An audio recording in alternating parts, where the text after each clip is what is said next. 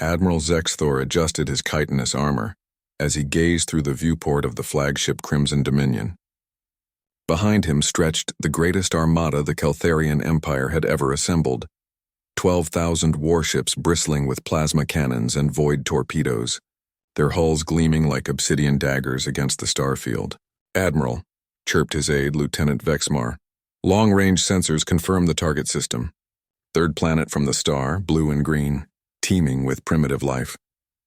The humans call it Earth." Zexthor's mandibles clicked with satisfaction. For cycles, their intelligence networks had monitored this backwater species. Humans were barely capable of interstellar travel, limited to crude chemical rockets and primitive space stations. They squabbled among themselves constantly, wasting resources on petty territorial disputes. It would be a simple conquest, a demonstration of Keltharian supremacy to the other species in the galactic community. "Signal the fleet," Zexthor commanded. "Prepare for hyperspace translation. In 3 rotations, we'll be drinking victory wine from human skulls." The bridge erupted in triumphant clicking as the massive fleet engaged their hyperdrive engines. Space folded around them, carrying the armada toward their unsuspecting prey. Meanwhile, 200 light-years away on the Keltharian homeworld of Zethkar, Dr. Sarah Chen adjusted her environmental suit and stepped out of the research station's airlock. The crimson sky stretched endlessly above towering crystalline spires that housed billions of Keltharians going about their daily lives, completely unaware that their military had just declared war on her species. "Another beautiful day in paradise," she muttered sarcastically, her breath fogging the helmet's visor in the planet's thin atmosphere. Sarah had been part of the covert human xenoarchaeological expedition for 18 months now. What the Keltharians didn't know, what their arrogant intelligence services had failed to discover, was that humans had achieved practical faster-than-light travel decades ago. While the Keltharians had focused on building bigger weapons and conquering primitive worlds, humanity had quietly spread across the galaxy like seeds on the wind. They were explorers, not conquerors. Scientists, not soldiers. At least that's what everyone believed. "Chen, you getting this?" The voice of her colleague, Dr. Marcus Webb, crackled through her comm unit from his position near the ancient Keltharian ruins they'd been studying. "What have you found, Marcus? You're not going to believe this. These inscriptions, they're not just historical records, they're technical manuals.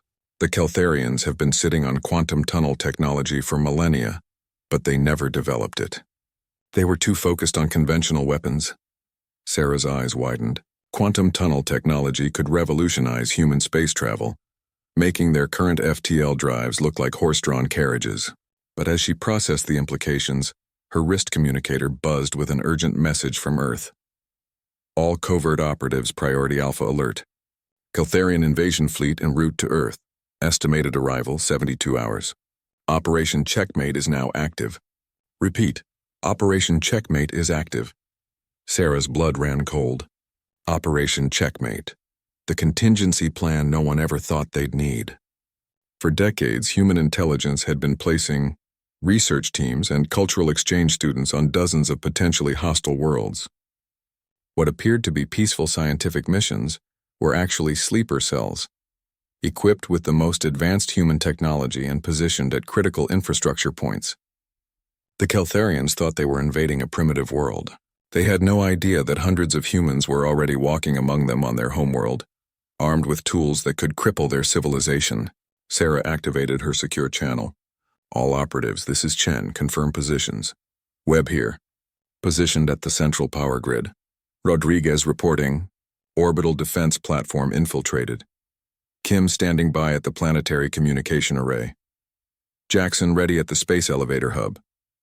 One by one, 47 voices checked in.